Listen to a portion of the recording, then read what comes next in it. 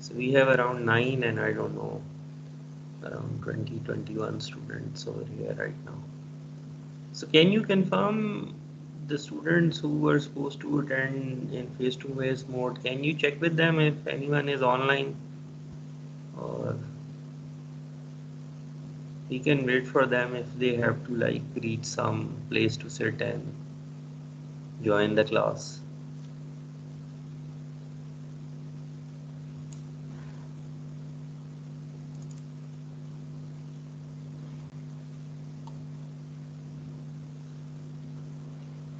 Sir, Momin is here.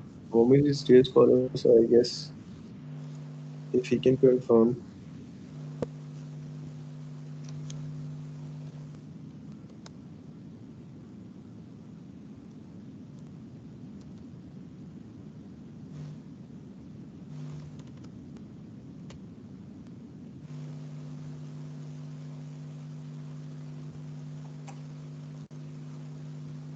So usually in order to get a response one can take a quiz. तो फिर सारे ही online सारे ही present हो जाते हैं एकदम से.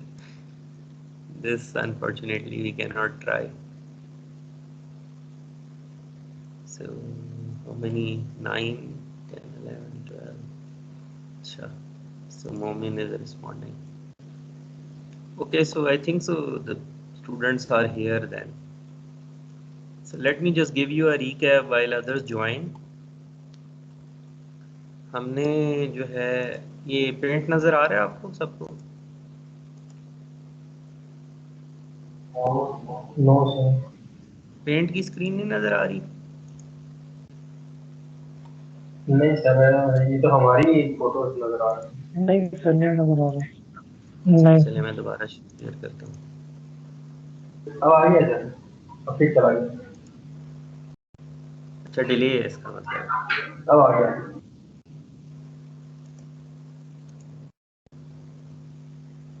ठीक है चलें. तो हम जो प्रॉब्लम सॉल्व कर रहे हैं ना वो प्रॉब्लम ये है.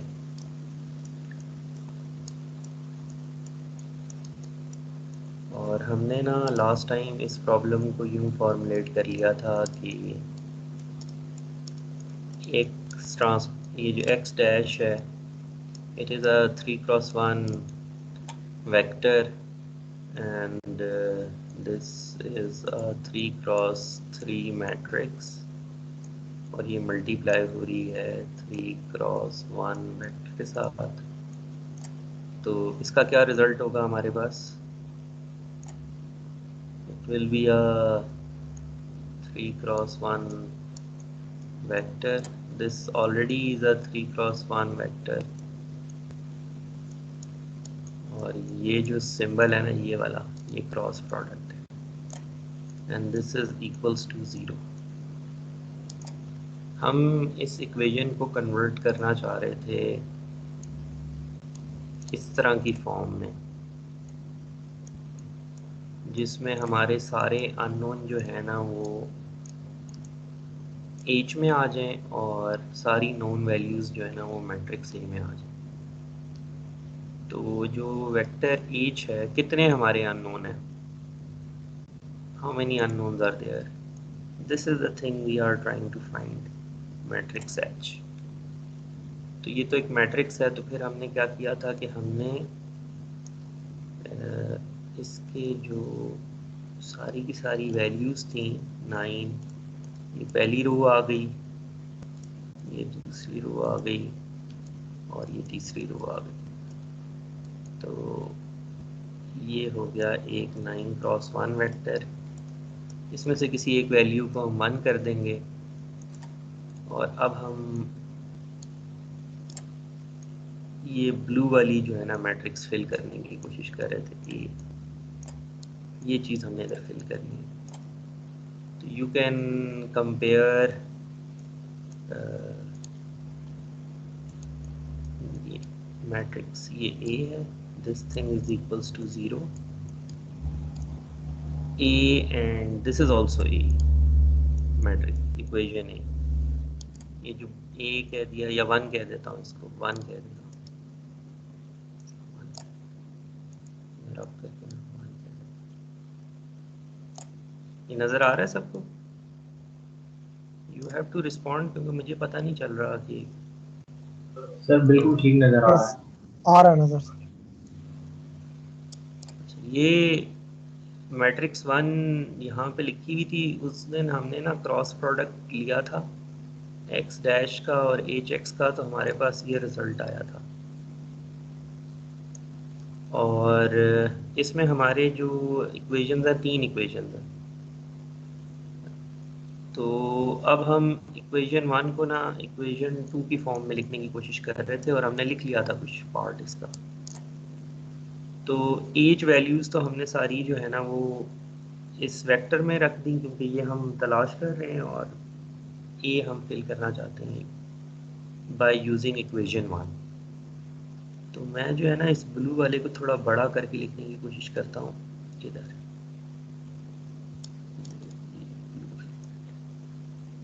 और इधर जो है ना ये हमारा रेड वाला वेक्टर है, ये जो मैंने ऊपर लिख दिया। तो इसका साइज़ 9x1 है। तो ये जो ब्लू वाला डब्बा मैंने बनाया है, इसका क्या साइज़ होगा, ये बता सकते हैं आप?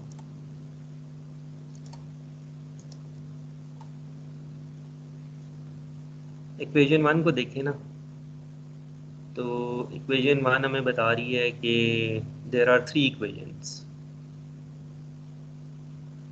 तो जो रिज़ल्ट बनेगा दैट विल बी 3x1। ये जो यहाँ पे 0 लिखा हुआ है ना, आपको नज़र आ रहा है, it's not a single zero, it's a zero vector. 3x1 3 equations हैं आपके पास, हर एक का 0 है यहाँ। तो अब आपने मुझे जो बताना है ना, वो ये बताना है कि इक्वेशन 1 को मैं इक्वेशन 2 की फॉर्म में लिख रहा हूँ, और एक वेक्टर का साइज़ 9x1 है। तो इस ब्लू वाले का क्या साइज़ होगा? 3x9। हाँ, क्योंकि 3x9 होगा, तो वो 9x1 से मल्टीप्लाई होगा, तो आंसर आएगा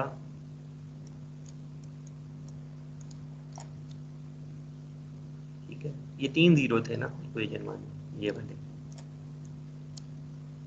तो बेसिकली इक्वेशन 1 को इक्वेशन 2 की फॉर्म में लिखना है। उसमें भी 3 इक्वेशंस थी, इसमें भी होंगी 3 ही इक्वेशंस। आप इसको किसी भी फॉर्म में लिख लेना, क्योंकि ये राइट साइड पे तो 3x1 ही है ना। तो अब हमने ना लिख लिया था H1, sorry H1, this is the values of the first row. और क्योंकि मैंने ट्रांसपोज नहीं लिखा, तो इसका मतलब है कि वो एक कॉलम वेक्टर है, मतलब हैं वो रोज की वैल्यूज ही। अगर मैं ये जो H मैट्रिक्स है, ये जो मेरे पास H मैट्रिक्स है, इसमें ये जो पहली 3 वैल्यूज़ है ना, इसको हम क्या कह रहे हैं, H1 ट्रांसपोज। तो क्योंकि इधर यहाँ पे कॉलम की फॉर्म में लिख दिया है, तो हमने ट्रांसपोज हटा दिया। अब आप कंपेयर करें इस वाली इक्वेशन 1 को इस जो हमने नीचे लिखा है। तो हमने लास्ट टाइम फिल किया था, हमने कहा था कि ये जो है हमारे पास पहली इक्वेशन, इसमें H1 की तो कोई टर्म ही नहीं है। तो H1 के साथ ना 0 0 0 मल्टीप्लाई होगा। अब H3 की भी टर्म है हमारे पास यहाँ पे, और H2 की भी टर्म है हमारे पास। तो हमने पहले H2 से कोई चीज़ मल्टीप्लाई करवानी है, और फिर हमने H3 से कोई चीज़ मल्टीप्लाई करवानी है। तो आप देख रहे हैं कि एक रो लाइन में से हमने एक रो फिल कर ली। तो अब जो हमारा चैलेंज आ रहा है ना, वो ये आ रहा है कि यहाँ पे हमारे पास जो प्रोडक्ट बनेगा उसमें H2 है, और यहाँ पे जो हमारे पास प्रोडक्ट बन रहा है वो H2 ट्रांसपोज है। This is our problem. इससे हम कैसे बचें? देखिए हमारे पास जो इक्वेशन लिखी हुई है ना, वो ये है -WI ट्रांसपोज। ये तो एक स्केलर वैल्यू है।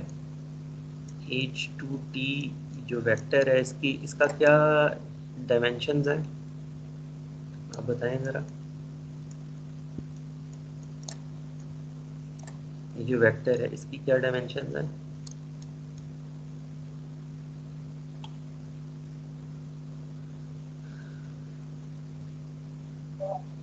तो ट्रांसपोज होके 1 क्रॉस 3।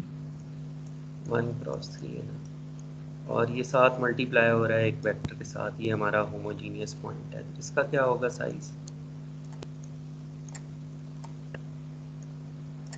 इसका साइज क्या होगा? 3 क्रॉस 1। हाँ जी, ये पॉइंट है ना आपका, ये जो ऊपर एक्स है। तो हमने कहा था हर चीज़ हमारा कॉलम होती है जब तक हम ट्रांसपोज ना लिखें। तो ये दोनों मल्टीप्लाई होंगे तो वो, अच्छा अब प्रॉब्लम ये है कि यहाँ पे हम अगर हम लिख दें लेट से इस पूरी चीज़ का हम ट्रांसपोज लें तो क्या रिजल्ट होगा? इस पूरी टर्म का अगर आप ट्रांसपोज लें तो क्या रिजल्ट होगा? यानी आप बता सकते हैं मुझे? A B whole transpose is equals to what? B transpose A transpose. हाँ, इसमें ज़रा बताएं बी कौन है और ए कौन है? बी एक्स आई है और ए एच 2 ट्रांसपोज। नहीं, ये तीसरा भी तो है ना साथ, ये डब्ल्यू भी तो है, इसको क्यों नहीं आप शामिल कर रहे?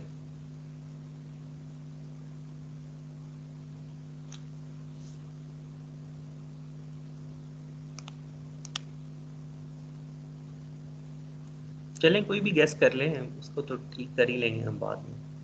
अगर मैं लिखना चाहूँ ना तो मैं इसको यूँ लिख सकता हूँ ऐसे,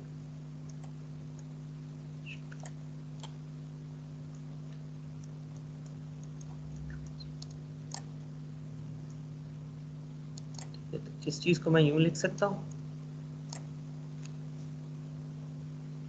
अगर इसको मैं यूँ लिख सकता हूँ ना तो ये तो हो गया जी स्केलर, इसको तो मैं जहाँ मर्ज़ी कर दूँ। तो मैं यहाँ पे लिख सकता हूँ, यहाँ पे मैंने लिखना है minus X I transpose W आई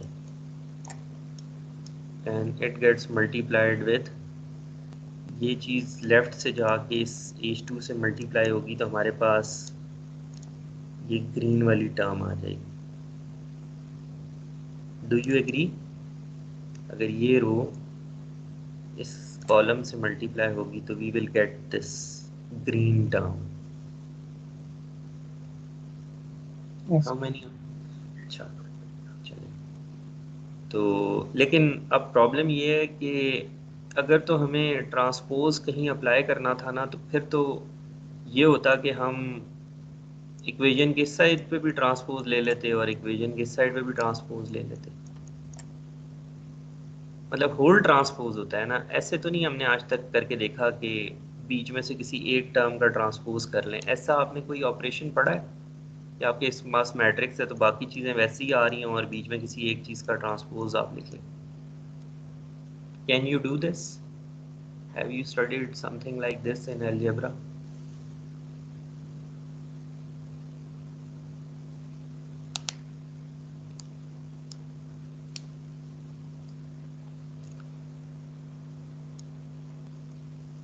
तो ऐसा हम कर नहीं सकते। तो एक इसका कंक्लूजन ये है कि हम इक्वेशन 1 को इक्वेशन 2 की फॉर्म में लिख नहीं सकते। तो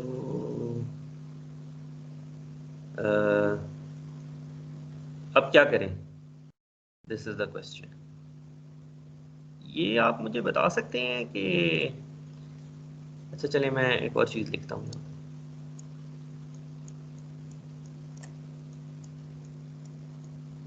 जो लेफ्ट साइड पे राइट साइड पे टॉप पे मैंने इक्वेशन लिखी है, इज इट ट्रू और फॉल्स?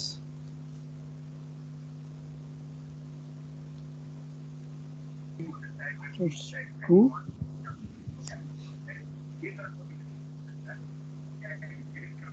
अच्छा, तो स्केलर का ट्रांसपोज लें तो कोई फ़र्क नहीं पड़ता हमें, तो दिस इक्वेशन इज ट्रू। तो आप ज़रा इसका नोट करें, ये जो पूरा ट्रांसपोज में लिखा हुआ है इसका क्या साइज बनता है after multiplication?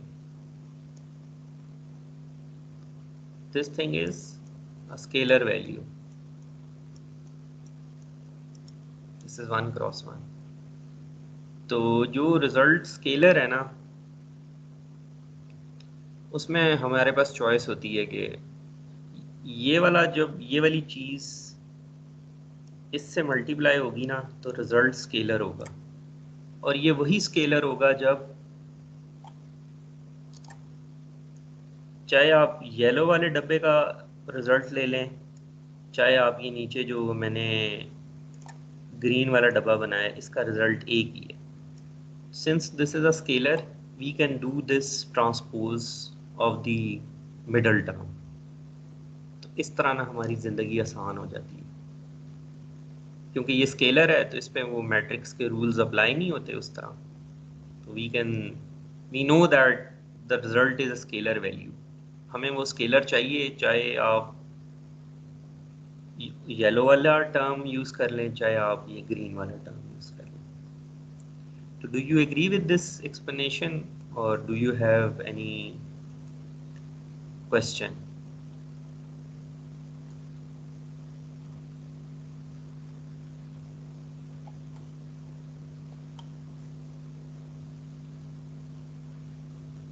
Any question? I think we agree.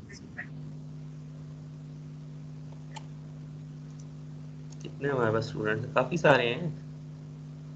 तो आप भी अपना माइक अनम्यूट कर लें, कुछ नहीं होता.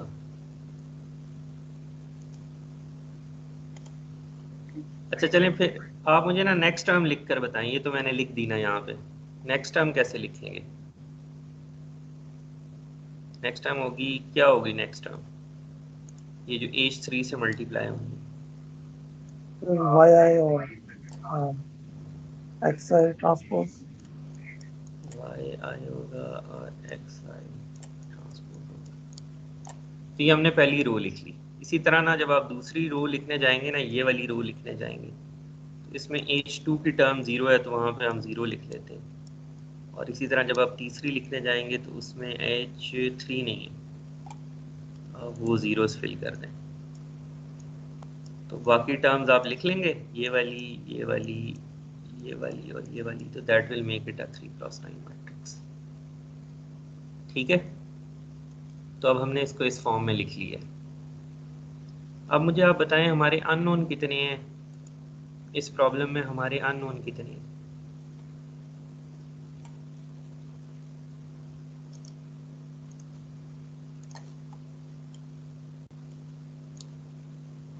कितने अननोन है हमारी जो प्रॉब्लम हम सॉल्व कर रहे हैं? सर 8 थे शुरू में.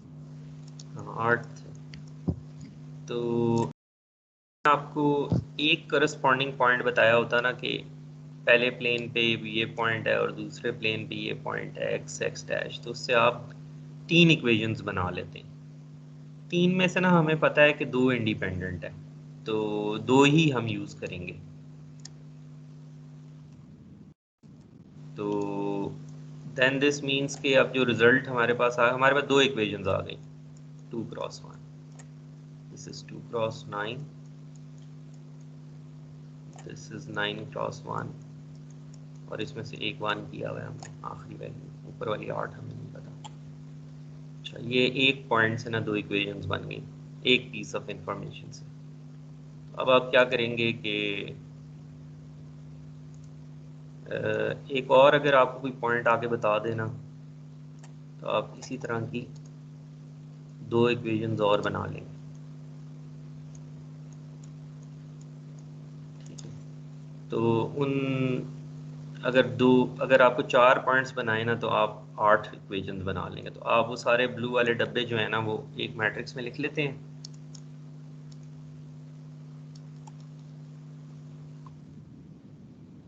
सारे ब्लू वाले जो हैं, पहली 2 रोज आपको मिल गई एक पॉइंट से, अगली 2 रोज मिल गई अगले से मिल गई, अगली 2 रोज अगले से मिल गई, अगली 2 रोज मिल गई, और ये वो कॉमन ही है सब में, ये वाला वेक्टर जो आप तलाश करने की कोशिश कर रहे हैं. ये अब आपने लिख लिया. अब आपके पास मैट्रिक्स ये आ गई है. तो यू आर हैप्पी और अब आप क्या करेंगे, ये बात आपको पता है, ये हम ऑलरेडी डिस्कस कर चुके हैं। इस मैट्रिक्स ए के साथ आप क्या करेंगे, जो मैट्रिक्स ए बनाइए आप। इस प्रॉब्लम का क्या सोल्यूशन होता है, ए एच इक्वल्स टू 0 का। मैट्रिक्स ए आ गई है आपके पास, अब आप क्या करेंगे।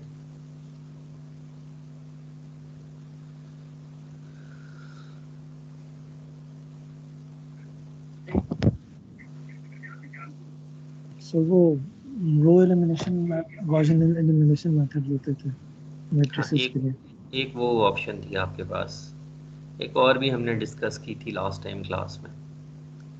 ये जो प्रॉब्लम्स होती हैं जिसमें एच इक्वल्स टू 0 होता है, उसमें जो सोल्यूशन होता है इस मैट्रिक्स का, we were trying to calculate it using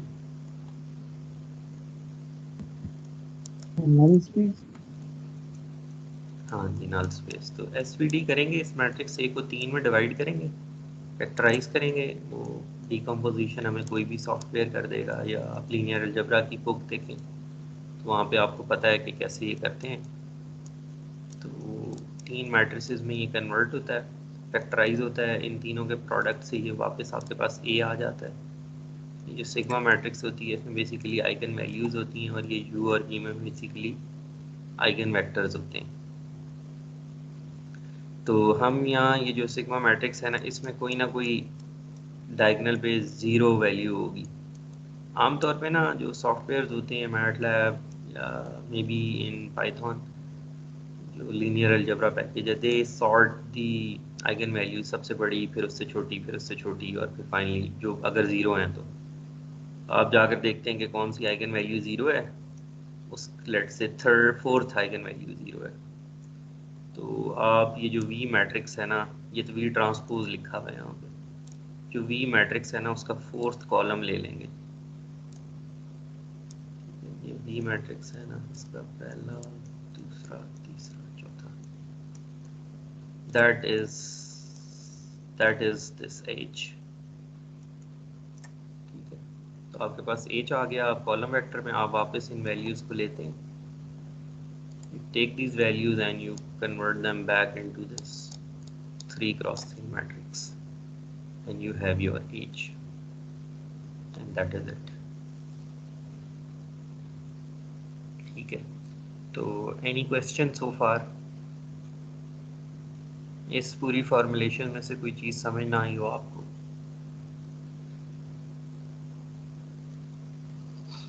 अच्छा, अब इसमें जो है ना वो ये है कि आई एम नॉट अज्यूमिंग कि आपको ये एसवीडी करनी आती हो। We don't care, we will use any standard software जो हमें एक डिकम्पोजिशन करके दे दे, but we should understand what are the properties of U matrix, और सिग्मा क्या होता है, और बी ट्रांसपोज तो कौन सी वैल्यू हमने यूज़ करके सोल्यूशन कैलकुलेट करना है। तो we are done with this. अब हमने जो है ना वो एच मैट्रिक्स कैलकुलेट कर लिए। अब हमने ना इस एच मैट्रिक्स को यूज़ करना है। तो यूज़ करने की जो एक एप्लीकेशन है ना, वो मैं आपको इसको सेव कर देता हूँ डेस्कटॉप की तरफ।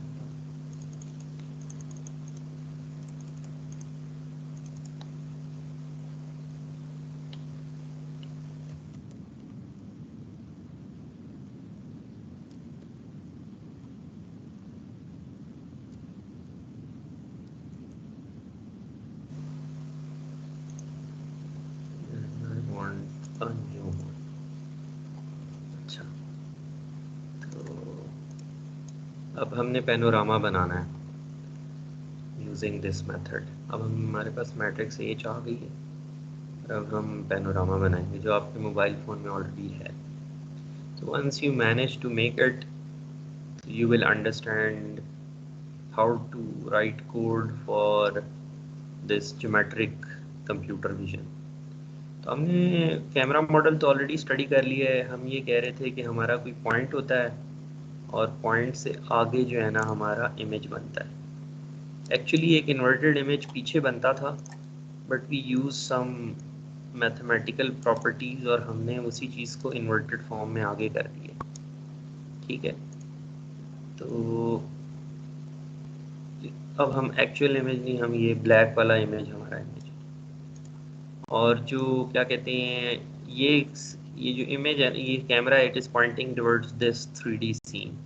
ये मैं टॉप व्यू दिखा रहा हूँ आपको।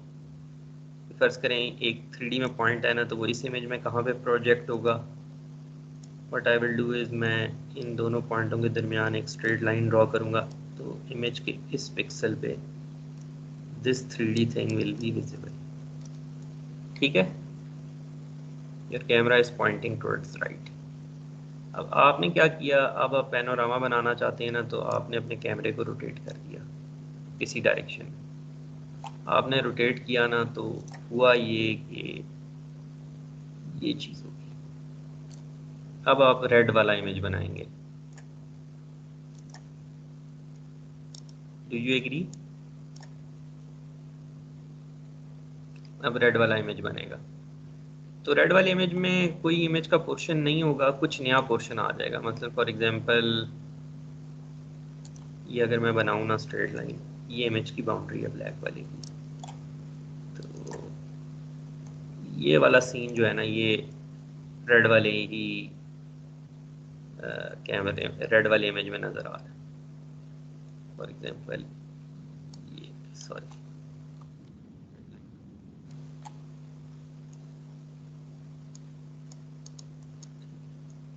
This point is which is not visible in image 1। और अगर मैं इसको एंटी क्लॉकवाइज रोटेट कर देता ना कैमरे को, तो दूसरी साइड वाला पैनोरामा भी आ जाए, इस तरह का एक इमेज आ जाए।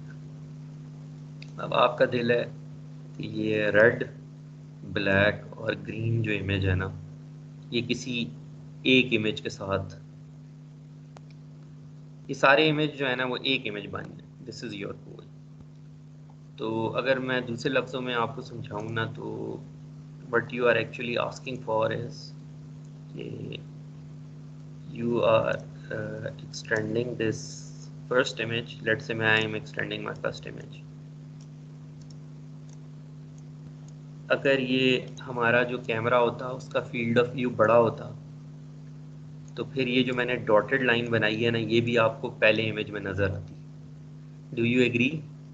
अगर आपके कैमरे का फील्ड ऑफ व्यू बड़ा होगा तो आपका बड़ा इमेज बनेगा, और ये जो चीज़ डॉटेड आपको नज़र आ रही है, ये आपको एक्चुअली उस इमेज में नज़र आती। Yes sir. ठीक है, अच्छा, तो अब होगा ये कि हम चाहते हैं कि लेट से हमारे पास ये वाला जो रेड वाला पिक्सल है, दिस वन, ये जो चीज़ है, ये हमें पहले इमेज में नज़र नहीं आ रहा था, ये हमें दूसरे इमेज में नज़र आया है।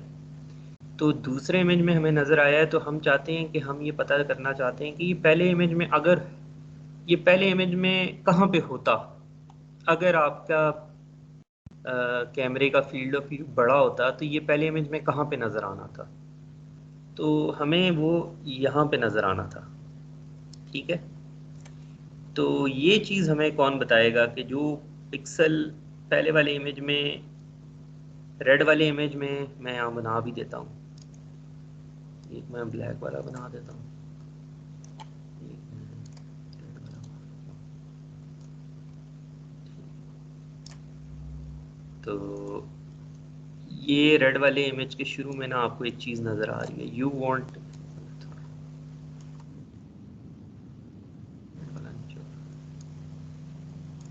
तो रेड वाले इमेज में ना आपको एक चीज़ नज़र आ रही है इस जगह पे। आपको पता है कि लेट से यहाँ पे कुछ चीज़ नज़र आ रही है, आपको ये पता चल गया कि आई एम अज्यूमिंग कि पता चल गया कि ये ब्लैक वाले इमेज में नज़र नहीं आ रही, ये कहीं उधर से आगे कहीं नज़र आ रही है। तो अगर मेरे ये जो ब्लैक वाला इमेज है, इसकी विड्थ है 10 pixels, and I am counting from top left, ये मेरा 1 पिक्सल है, और रोज जो है ना मेरा वाई है, और वो भी 10 है लेट से। तो ये जो रेड वाला पिक्सल है, इसके क्या कोऑर्डिनेट्स होंगे? Can you guess? x will be greater than 10, and y will be somewhere 1 and 3. देखिए ना, यहाँ से हम आगे चले गए। यहाँ टॉप व्यू में देखें, ये इमेज के ना राइट साइड पे कहीं बन रही है। तो ये कॉलम्स और एक्स एंड रोज और वाई, तो रोज तो इसकी पहले 2-3 में से कोई होंगी। तो ये जो चीज़ है ना, ये रिलेशनशिप, इस पिक्सल में जो चीज़ पड़ी हुई है वो उठाकर मैंने यहाँ पर पेस्ट करनी है। उसके लिए मुझे रेड वाले प्लेन और ब्लैक वाले प्लेन के दरमियान ना एक एज मैट्रिक्स चाहिए। एक एज मैट्रिक्स चाहिए रेड टू ब्लैक। ये अगर मैं कैलकुलेट कर लूँगा ना, तो I can you transform every pixel in this red image to somewhere. तो कुछ पिक्सल तो ब्लैक वाले इमेज के अंदर पहले से ही नज़र आ रहे हैं, कुछ नया वाला पार्ट है जो आप चाहते हैं कि इधर नज़र आ जाए। ठीक है, तो इस तरह जो है ना आपका ये इमेज जो है ना थोड़ा बड़ा हो गया। सही।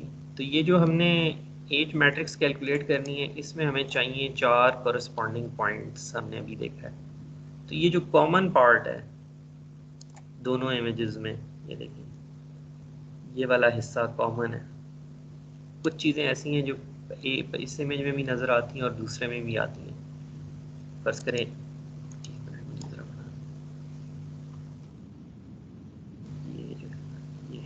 फर्ज करें ये वाला जो पॉइंट था 3D ग्रे वाला 3D पॉइंट, ये रेड वाले में भी नज़र आ रहा है और ये ब्लैक वाले में भी नज़र आ रहा है। तो एक ये हो गया। इसी तरह कोई और पॉइंट ले लेंगे, 2 3 4 पॉइंट्स चाहिए हमें, उससे हम एज कैलकुलेट कर लेंगे। और एज कैलकुलेट करने के बाद जो है ना, फिर हम रेड में जो पॉइंट्स, रेड के तमाम पिक्सल्स के करस्पॉन्डिंग पोजीशन पहले पता चलाएंगे। ये यहाँ से गिनती कर रहा है, ये भी टॉप लेफ्ट से कर रहा है, इसका भी ये 1 1 है। पहले इस पे एज मैट्रिक्स लगेगी, वो बताएगा अच्छा नई रो कॉलम ये है। उधर हम जाएंगे और इस पिक्सल का जो भी कलर होगा ना वो उठा के पेस्ट कर देंगे उधर। कुछ पिक्सल्स इस दोनों में कॉमन है, तो वी आर नॉट इंटरेस्टेड कि ब्लैक डब्बे के अंदर अगर कोई पिक्सल आता है ना तो उसको तो हम कॉपी पेस्ट नहीं करना चाहेंगे, लेकिन ब्लैक डब्बे के बाहर वाले सारे पिक्सल्स हम जो है ना पेस्ट करना चाहेंगे। तो इस तरह ना हम दो इमेजेस को एक प्लेन पे ले आते हैं। ये इस ब्लैक प्लेन को हमने एक्सटेंड कर दिया। तो ऑल्दो हमारे सेंसर की फील्ड ऑफ व्यू लिमिटेड है, लेकिन अब हम यूजिंग दिस न्यू टेक्निक हम एक्सटेंड कर रहे हैं इसको। अच्छा, अब ज़रूरी नहीं है कि दो इमेजेस को ही हम स्टिच कर सकें। आप कैमरे को अगर रोटेट कर रहे हैं आहिस्ता आहिस्ता, तो यू कैन हैव, आपने दो को स्टिच कर लिया। अब हम इमेजिन करें कि मेरे पास एक और कैमरा है जो कि लेट्स से येलो है, आपने और रोटेट किया था तो इस तरह का प्लेन बनेगा। तो once you have stitched red and black, you can stitch the yellow one now. अब येलो वाले को इस बड़े वाले इमेज से और जो बनाया हुआ है आप स्टिच कर सकते हैं। कॉमन पॉइंट्स फाइंड आउट करने, दोबारा से एज मैट्रिक्स कैलकुलेट होगी येलो और ब्लैक के दरमियान, और फिर दोबारा वही प्रोसेस रिपीट होगा। तो इस तरह जो है ना आप पैनोरामा बनाते हैं। तो एनी क्वेश्चन सो फार?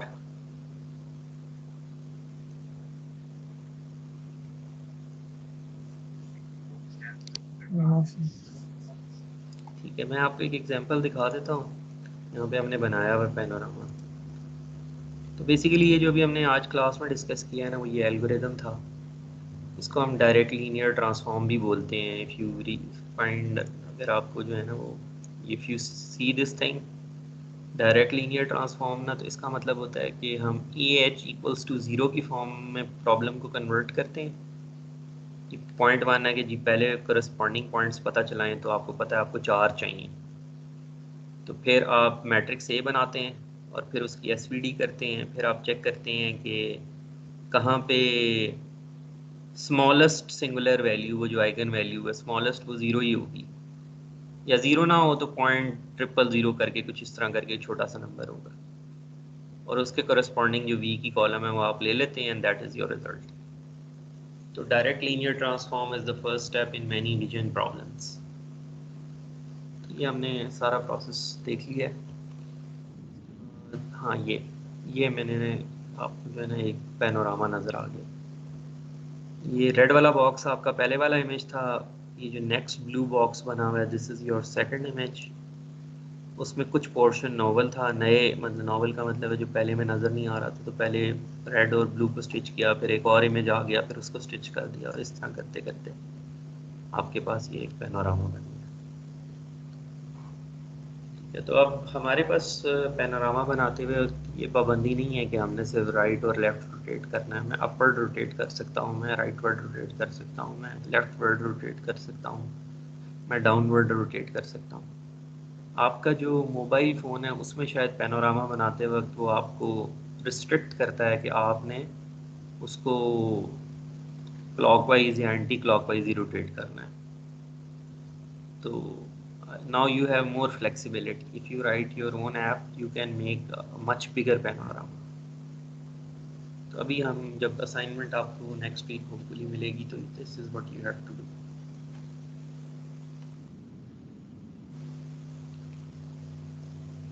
ठीक है, तो ये भी हमने टॉप व्यू भी डिस्कस कर लिया इसका। अच्छा, अब इसमें कुछ प्रैक्टिकल कंसर्न्स हैं जो कि हमने जो है ना डिस्कस करनी है। तो अच्छा, मैं जो है वो बनाने की कोशिश करता हूँ। ये हमारा इमेज 1 है, let's say this is our image 1 and let's say एक हमारा इमेज है 2। तो इनकी विड्थ और हाइट दोनों की बराबर होगी क्योंकि एक ही कैमरा दोनों तस्वीरें खींच रहा है। और आपने इमेज 1 को you want to extend image 1, ये फैसला हो गया। तो उसके लिए जो आपको ट्रांसफॉर्मेशन चाहिए that is from red to black. Red to black का मतलब ये है कि ये जो हमारी इक्वेशन होती है x transpose h into x, तो पहले वाला पॉइंट रेड पे होगा, दैट रेड वाले इमेज पे, और फिर ट्रांसफॉर्म होने के बाद वो x डैश बन जाएगा जो कि आप ब्लैक वाला कह रहे हैं, क्योंकि आप ब्लैक वाले इमेज को पहले वाले इमेज को एक्सटेंड करना चाहते हैं। अगर आप रेड वाले इमेज को एक्सटेंड करना चाहते हैं दैट इज़ ऑल्सो फाइन, उसमें बस ये इक्वेशन में चेंज हो जाएगा।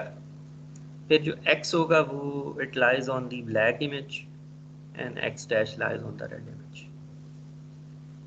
तो अब लेट्स से हम जो है वो इमेज एक्सटेंड कर रहे थे, हम पहले वाला इमेज एक्सटेंड करना चाहते हैं। तो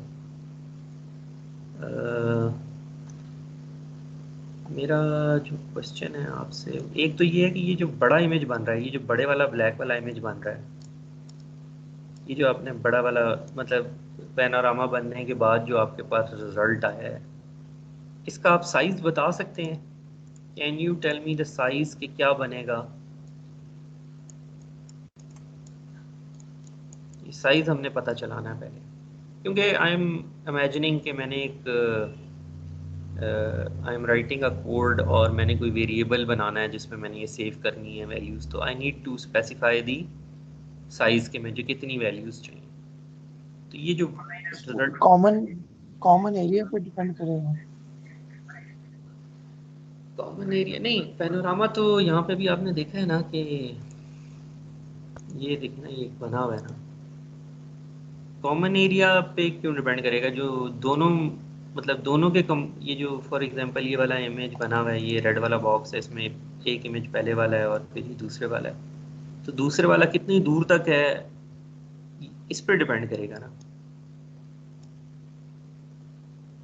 ये दूसरे वाला इमेज कहाँ तक है? मतलब वो जो कैमरा साइज है अगर उसमें से कॉमन एरिया सब्ट्रैक्ट हो जाए तो जो बाकी है वो है जो एडिशनल ऐड होगा उसमें। हाँ, लेकिन आप जो अज्यूम कर रहे हैं ना, वो हमने लास्ट टाइम भी क्लास में डिस्कस किया था। यू आर अज्यूमिंग कि ये जो ब्लैक वाला है ना, इसमें कुछ इस तरह करके एक्सटेंशन होगी। That is not the correct assumption. अगर आप ये देखें ना, तस्वीर देखें, इसमें पैनोरामा जो आपका एक्सटेंड हुआ है ना, वो क्वाड्रिलेटरल फॉर्म में हुआ है, कोई स्क्वायर नहीं रहा। ये दूसरा, ये ज़रा ये वाला ज़रा ब्लू डब्बा देखें, ये वाला, ये स्क्वायर तो नहीं है। Yes sir. तो वो अजम्पशन आपकी ठीक नहीं है। तो हो सकता है कि जो पैनोरामा मेरे पास एक्सटेंड हो वो फर्ज करें जो इस तरह इस इमेज में हुआ है,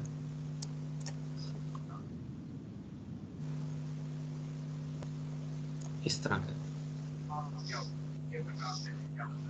ये जब मैं मैट्रिक्स ए अप्लाई करूं तो ये ब्लू वाला डब्बा जो है ना रेड वाला बन जाएगा।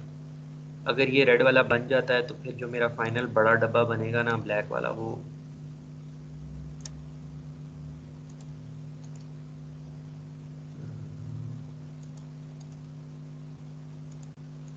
ये वाला बनेगा, isn't it? ये वाला।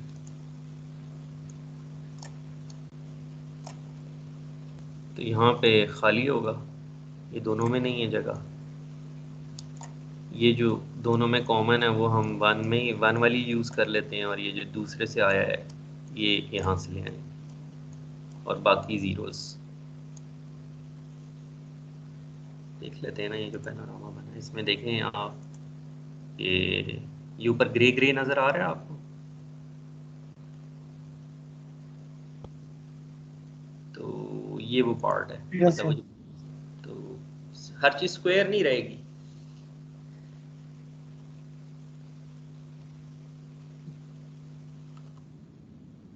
तो अब आपने मुझे बताना है कि आप इस बड़े वाले ब्लैक डब्बे का साइज़ कैसे बताएंगे। Imagine you are writing the code, तो आपने इस बड़े डब्बे का साइज़ बताना है।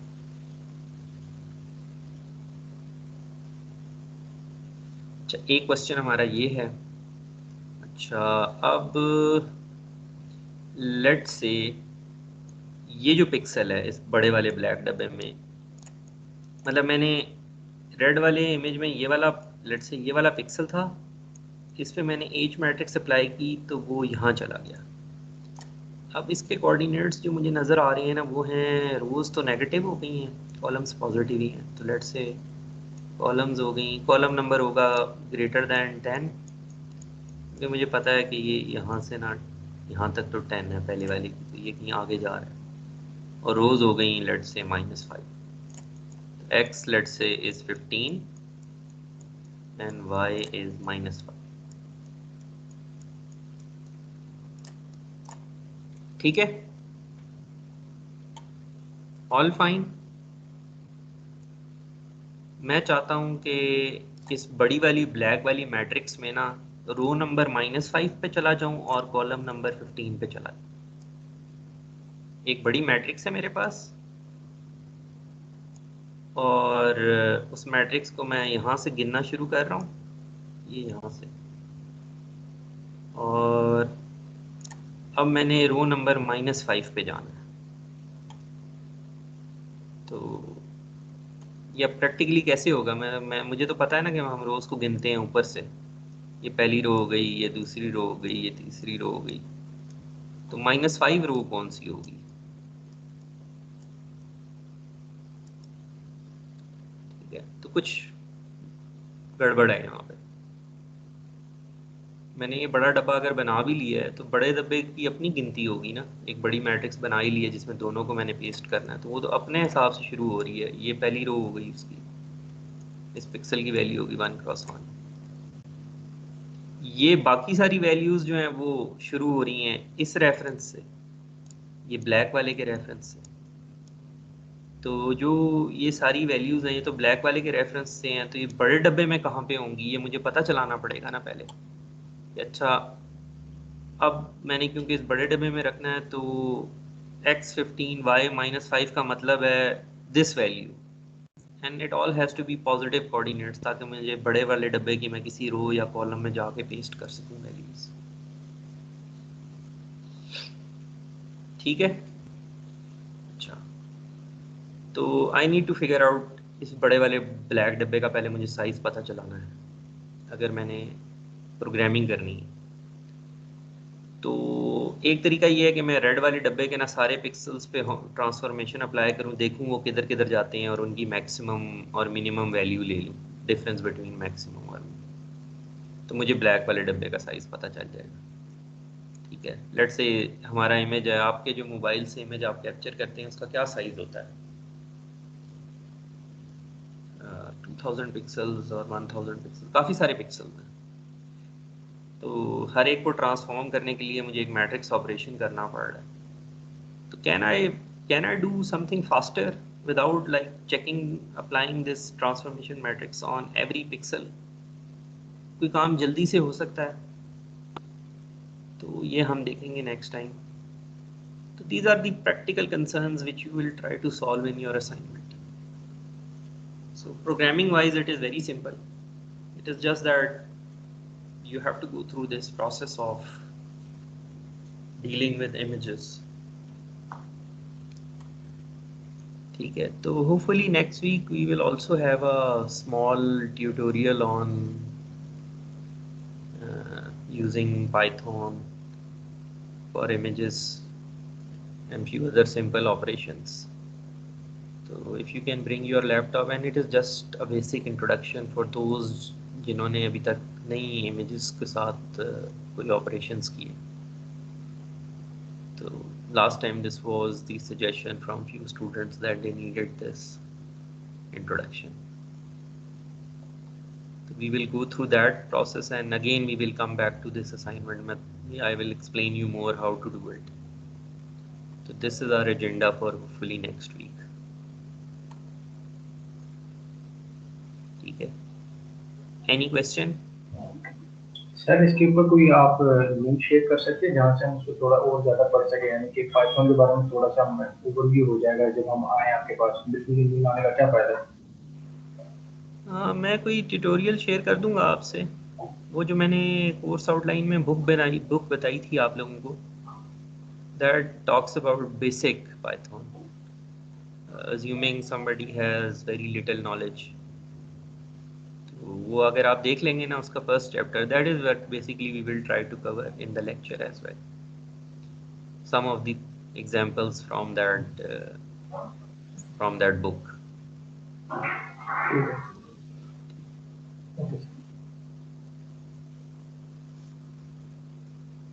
So if we have no more questions, thank you for coming online today. So hope to see you face to face, or at least hope to be in university next time.